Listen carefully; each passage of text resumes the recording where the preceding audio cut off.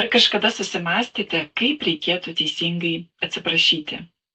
Taip, yra tokia technika ir šiandien apie tai jums papasakosiu, bet prieš tai norėčiau pradėti jums nuo tokio pavyzdžio. Įsivaizduokite, žaidžia du vaikai ir vienas kitam paima ir va taip įgnybia. Ir paskui lieka tokia dėmė. Ne dėmė, o toksai kaip įgnybimas, ar ne? Ir tas vaikas, kuriam įgnybė, sako, o dabar padaryk taip, kaip buvo. Tai čia yra tokia gili tiesa iš tikrųjų, jeigu mes kalbam apie atsiprašymą, tai atsiprašymo metu mes iš tikrųjų turėtume padaryti taip, kaip buvo.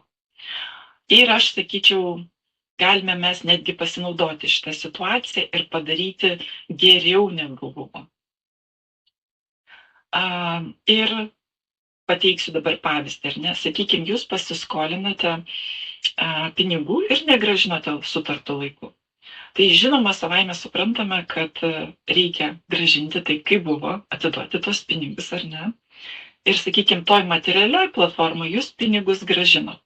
Bet klausimas, ar jūs grąžinot emocinę būseną žmogaus, ar tas žmogus dar galės jumis pasitikėti ir vėl paskolinti pinigų, kai jums reikia, ar ne? Tai va, tai čia ta teisingo atsiprašymo formulė ir yra ta, kad mes ne tik tai grąžinam žalą materialinę, bet dar ir grąžinam tą emocinę žalą. Ir kaip mes tai darome? Yra keli tokie punktai, kur mums padeda nesmurtinė bendravimo schema. Tai reiškia, kad mes kalbam apie faktą, koks faktas, pasiskolinam ir negrąžinam, ar ne? Mes kalbam apie jausmus susijusius tos faktų. Pavyzdžiui, aš galiu sakyti, man labai nemalonu, nesmagu, man gėda, man liūdna. Ir paskui faktai, jūs sakote, kad aš pamiršau tau grąžinti pinigus. Labai, labai atsiprašau. Paskui jūs galite pridėti, kokiomis aplinkybėmis, kodėl jūs negrąžinot. Ten man visai išlėkė iš galvos, nes aš dabar užsiėmus tais ir tais dalykai. Tai žinoma, tai nėra priežastis. Aš turėjau užsirašyti, bet tiesiog noriu pasakyti tau sąžiningai, kaip buvo.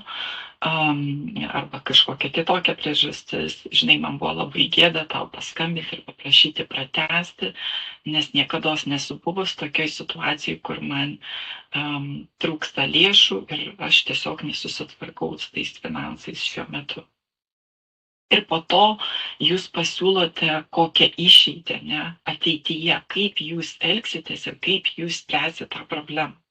Ir tada jūs galite pasakyti, žinai, aš dabar jau pasimokiau, aš įsidėsiu į kalendorių priminimus, žadintuvus, bet jeigu netyčia man ir tai nesuveiks, tai prašau, būk maloni, primink man apie tos mokėjimus, nes man labai svarbu mūsų draugystė, aš noriu, kad mūsų draugystė tęstųsi.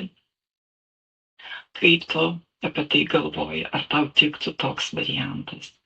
Ir tada jūs galite pasikalbėti apie visokius tokius nemalonius galbūt pokalbius, bet jūsų draugystė, jeigu nepagerės nuo šitokio atviro pokalbio, tai bent jau jūs galite susigrąžinti tą būseną, kuri buvo iki tol, ar ne?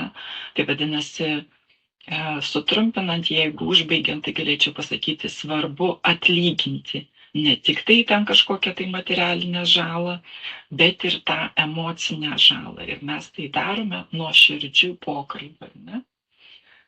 Tai va, o jūs pakomentuokit, kaip jūs atsiprašinėjat ir gal turite irgi kažkokias technikas, kurios veikia, būtų labai malonu išgirsti.